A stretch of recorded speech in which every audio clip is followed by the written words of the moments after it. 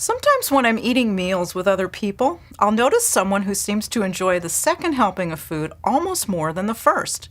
It's almost as if they rush through the first plate with the sole purpose of going back to pile it on all over again. I'm not sure what this stems from. Maybe they grew up in a large family and had to grab their food before someone else did. Or maybe, since they've started to fill up a little bit, they eat more slowly the second time around and enjoy it more. But when a double dose of calories is at stake, taking second helpings might be a habit worth breaking.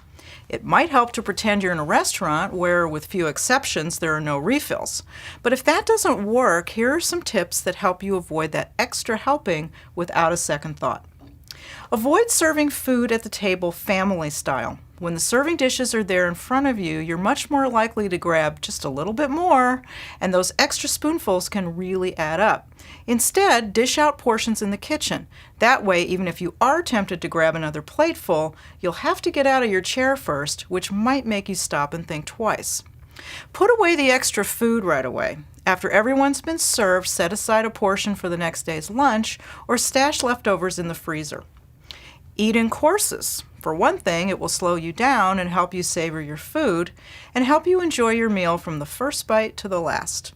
If you have your salad or vegetable first, you'll start to fill up on relatively few calories, and then you can move on to your entree.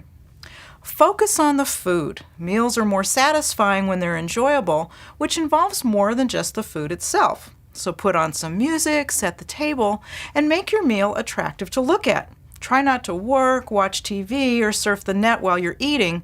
When you're doing other things, you're hardly focusing on your food and the meal won't be as satisfying. Some people try to beat the problem by dishing up only half their usual portion so they can still go back for seconds without overeating.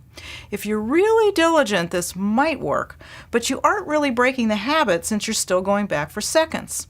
And while you might be careful to cut your portions in half at first, chances are pretty good that they'll creep back up to their former size and you'll be right back where you started.